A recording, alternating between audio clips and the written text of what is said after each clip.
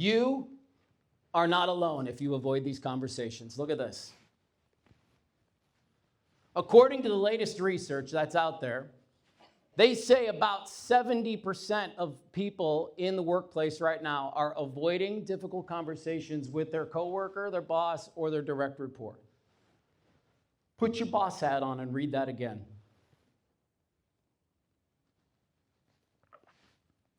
If 70% of people in the workplace are avoiding difficult conversations, let's think about every problem we're having internally. Let's think about every bottleneck that we're having internally. And I wonder if we can't draw a straight line back to an avoided conversation or a conversation that wasn't clear enough for us to get through it together. Now, as I've been diving into the research, guys, this is crazy. Some surveys have this as high as 85%. It's almost everybody in the room is sitting on some conversation that they are avoiding.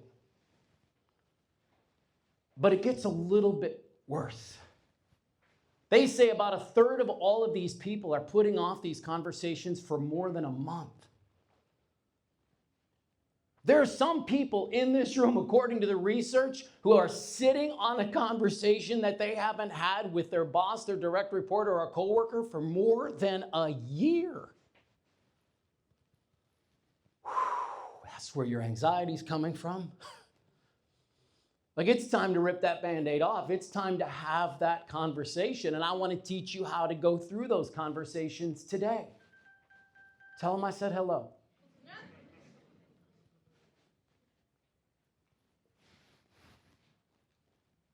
Why? This is the question that we should tackle today. Why are we avoiding all of these difficult conversations? Well, I happen to believe that it boils down to about 5 or 6 things, but there's one of them that's probably so big, and that is something called relational programming, which I'm going to get into in just a couple of moments. But look at this.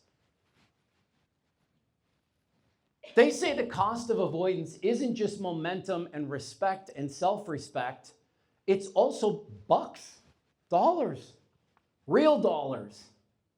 And productivity at work, 7 days. Again, I want you to put your boss hat back on. Like, it would be really valuable for us to learn how to communicate more effectively with each other when you consider that all of this is going on. But where this really applies to the group that's in front of me right now is this next one. Because it's not just momentum, it's not just respect, it's not just self-respect, it's not just money, it's not just productivity, it's probably the biggest one of all.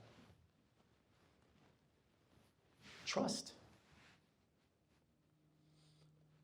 And I don't know about you, but I treat people I don't trust very differently than those I do trust.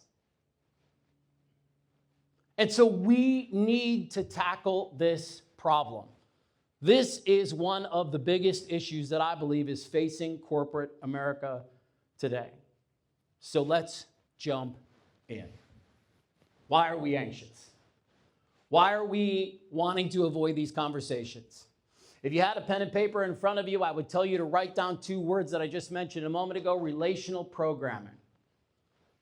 So let me explain it like this. My friend, Dr. Elizabeth Fedrick, she's a psychologist. She says that the way that we've come up in the world and the experiences that we've had with each other impacts how we show up for conversations. I like to say it a different way. I like to say that every one of us shows up to the same conversation differently.